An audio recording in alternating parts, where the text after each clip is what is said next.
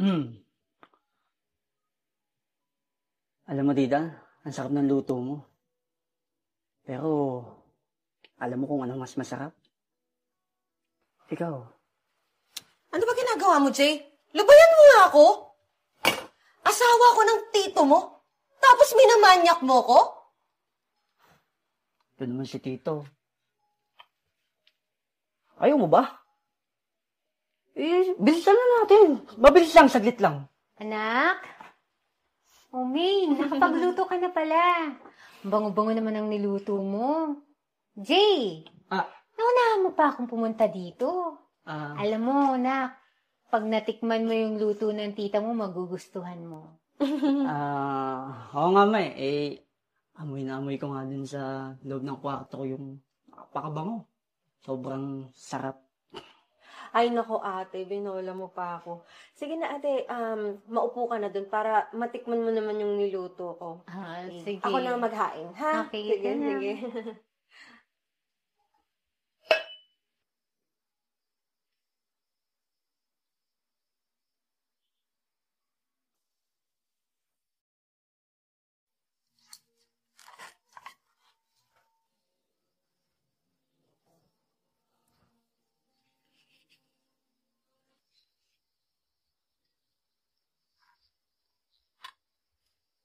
Paano ba yan? Tapos ko nang kainin yung lutong. Pwede bang ikaw naman yung kainin ko? Tita? Bakit pa ang kulit mo? Ano ba sabi ko, lubayan mo ko? Hindi mo ba naiintindihan yun? Lumayo ka sa akin. Pag hindi ka pa tumigil, susumbong talaga kita sa mama mo. Sige, subukan mo. May paglalagyan ka sa akin na hindi mo magugustuhan. Bitawan mo nga ako. Nasasaktan ako.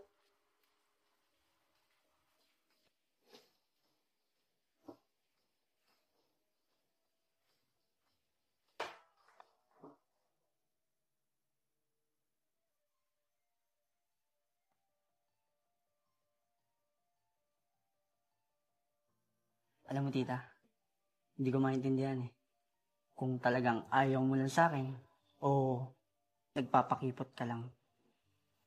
Kasi, pansin ko, habang tumatagal, paikli yung suot mo. Atat ka din talagang tikman ako eh, no? Tsaka pansin ko din, panay pang-aakit mo sa akin. So, ano tita? Tara sa kwarto?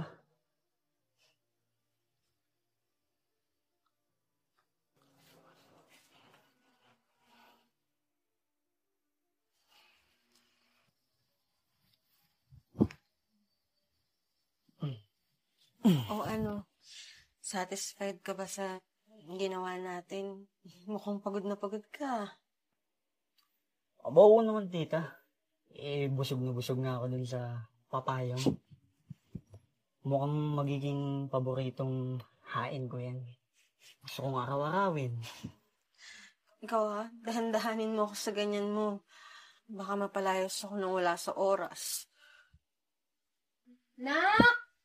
Jay! Andiyan ka ba sa taas?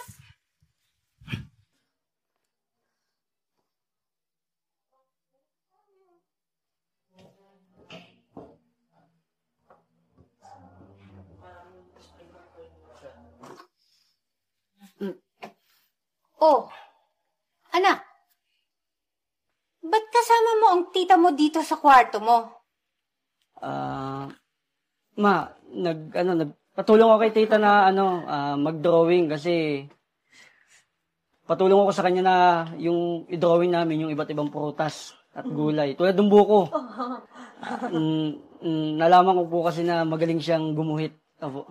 Oo, ate. At saka, nagpumilit kasi yung pamangkin ko. Nahiya nga ako kasi hindi naman ako ganong kagalingan. Pero, pinagbigyan ko na din. Ganun ba? O sige, bumaba na kayong dalawa at may merienda akong dala sa baba. Sige, sasenda po.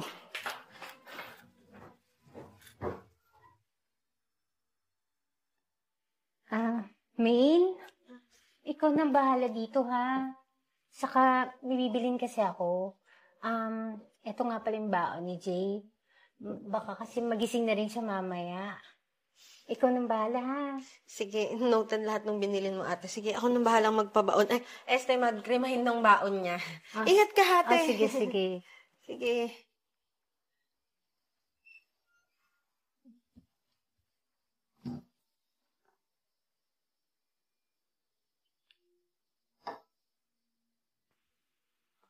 Wow naman. Ang aga-aga. Ang sarap ng pagkain na nakabungad sa akin.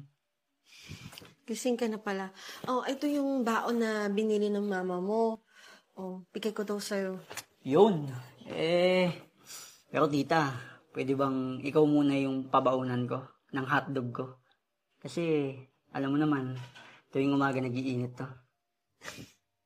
Ang aga-aga ang pilyo mo. Pero, sige.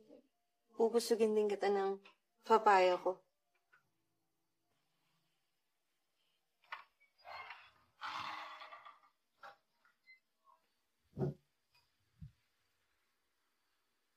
Sinasabi ko na nga ba? Tangina nyo? Kaya pala gustong-gusto nyo naiiwan dito? Kasi binubusog nyo ang isa't isa. Ikaw, Maine, ang sabi ko sa'yo, i-remind mo yung anak ko sa baon na inihanda ko.